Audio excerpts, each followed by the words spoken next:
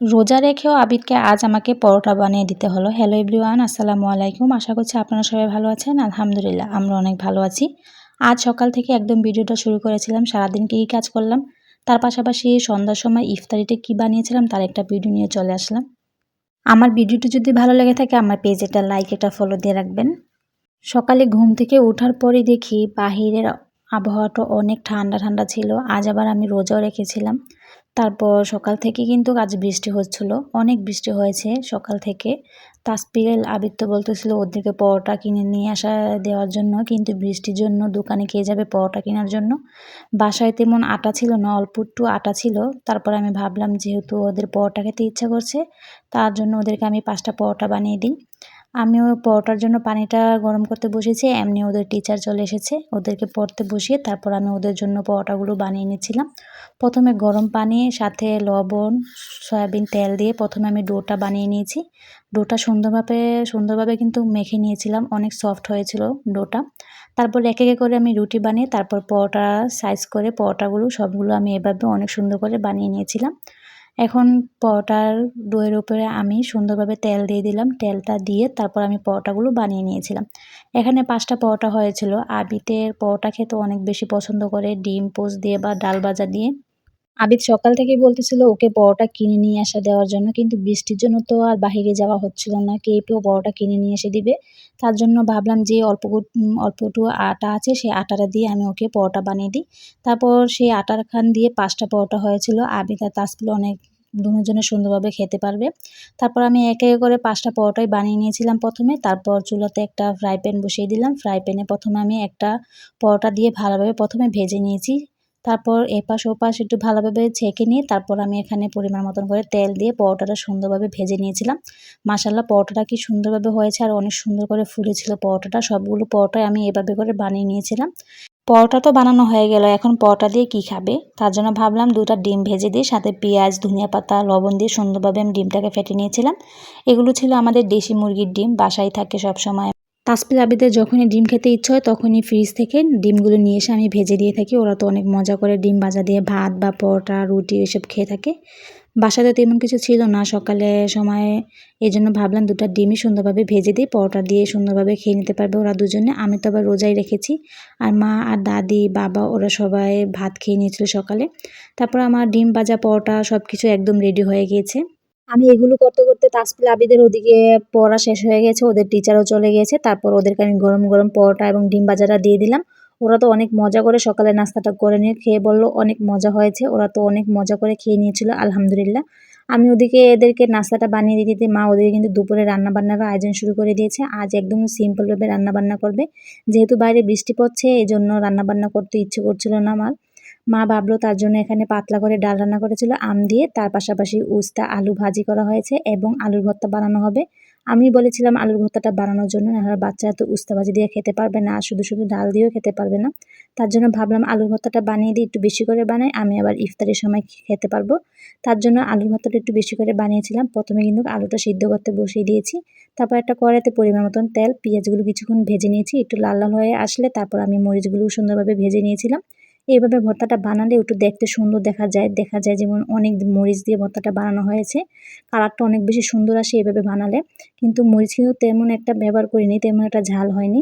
মোটামুটি দেখতে আলুর ভর্তাটা কিন্তু অনেক বেশি সুন্দর দেখা যাচ্ছিল। ধনিয়া পাতা থাকলে আরও বেশি ভালো হতো, কিন্তু ধনিয়া পাতা ছিল না, এজন্য আর ধনিয়া পাতাটা দিতে পারলাম না। তারপর মা রান্নাবান্না শেষ হয়ে গেল, পাশাপাশি ভাত রান্না করে নিয়েছে। তারপর আমি তো দুপুরে গোসল করে নামাজ পড়ে আবেদকে খাবারটা খাইয়ে ঘুম পাড়িয়ে দিয়েছিলাম। তারপর আমি একটু রেস্ট নিব। ভাবলাম যেহেতু আজ বৃষ্টি পড়ছে আবার তার উপর আমি রোজা রেখেছি, তার জন্য ইফতারের সময় না হলে একটু খিচুড়ি রান্না করি, সাথে মাছ ভাজা আর ডিম ভাজা করব। তার জন্য প্রথমে কিন্তু মাছগুলো ভিজিয়ে সুন্দরভাবে ধুয়ে নিয়েছি এবং হলুদ, মরিচ, লবণ, আদা রসুনের পেস্ট, তারপর একটু মাংসের মশলা আর একটু লেবুর রস সব কিছু দিয়ে ভালোভাবে মেখে আমি ফ্রিজে রেখে দিয়েছি কিছুক্ষণের জন্য। সন্ধ্যার সময় একদম গরম গরম ভেজে খাবো।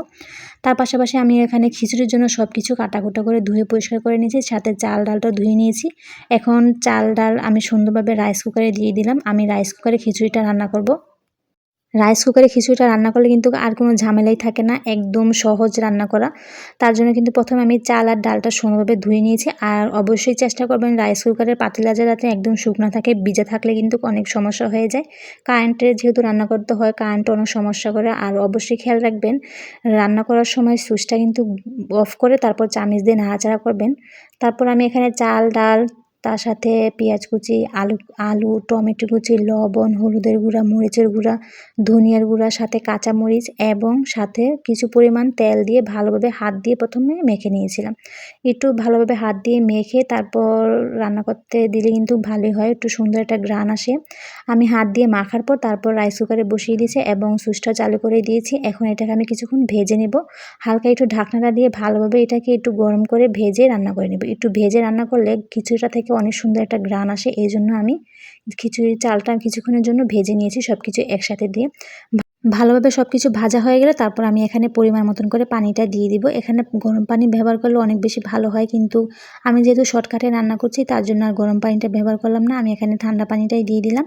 তারপর পানিটা দিয়ে আমি এটাকে আরও কিছুক্ষণ নাড়াচাড়া করে ঢাকনাটা দিয়ে ঢেকে দিব। এটা বলক আসার পর আমি আরেকবার একটু চেক করে নেব। তারপর আমি ঢাকনাটা দিয়ে এটাকে জাল করতে বসিয়ে দিলাম। রাইস কুকারে ভাত বা খিচুড়ি রান্না করতে কিন্তু একদমই কোনো ঝামেলাই না। আমার কাছে তো অনেক ভালোই লাগে। শুধু চাল, ডাল সবকিছু একসাথে দিয়ে ময় মশলা দিয়ে ঢাকনা দিয়ে ঢেকে দিলে কিন্তু খিচুড়িটা হয়ে যায় সুন্দর মতন। তারপর আমি কিছুক্ষণ এটাকে ঢাকনা দিয়ে ঢেকে বলকটা আসার পর আমি একটু নাড়াচাড়া করে দিয়েছিলাম। তারপর আমি আবার এটাকে ঢাকনা দিয়ে ঢেকে দিয়েছিলাম। অনেক সুন্দরভাবে কিন্তু খিচুড়িটা রান্না করা হয়ে গেছিল। আমি এটাকে তারপর চুলাটা সুইচটা অফ করে তারপর ঢাকনা দিয়ে আরও কিছুক্ষণ ঢেকে রেখেছিলাম যাতে সুন্দরভাবে আরও ধোঁয়াটা যাতে বের হয়ে না আসে, এজন্য ঢাকনা দিয়ে আমি ঢেকে রেখে দিয়েছি। ইফতারের সময় শুধু প্লেটে নিলেই হবে। তারপর আমি এই খিচুড়িটা রান্না করা হয়ে গেলে এখানে মাছগুলো ভাজতে চলে আসলাম। যেহেতু মাছের ওপর আমি মশলা মেখে রেখে দিয়েছিলাম, তারপর কড়াইতে একটা ফ্রাই প্যান বসিয়ে ফ্রাই প্যানে আমি পরিমাণ মতন তেল দিলাম। তারপর দুটো মাছ একসাথে দিয়ে ভালোভাবে আমি একটু লাল লাল করে মাছগুলো ভেজে নামিয়ে নেব। মাছগুলো ভাজা হয়ে গেলে তারপর আমি একই ফ্রাই প্যানে ২টা ডিম যে ফেটে রেখেছিলাম সেই ডিমটাও দিয়ে দিলাম। ডিমটা দিয়ে ডিমটা একটু ভালোভাবে এপাশ ওপাশ নাড়াচাড়া করে একটু লাল লাল করে ভেজে ডিমগুলো নামিয়ে নিয়েছিলাম। তারপর ইফতারের যে সময় হয়ে যাচ্ছে, আমি এখানে ঝটপট করে কিছু শরবত বানিয়ে নিয়েছিলাম আমার জন্য। লেবু, সামান্য চিনি দিয়ে ঠান্ডা পানি দিয়ে শরবতটা বানিয়ে নিয়েছিলাম।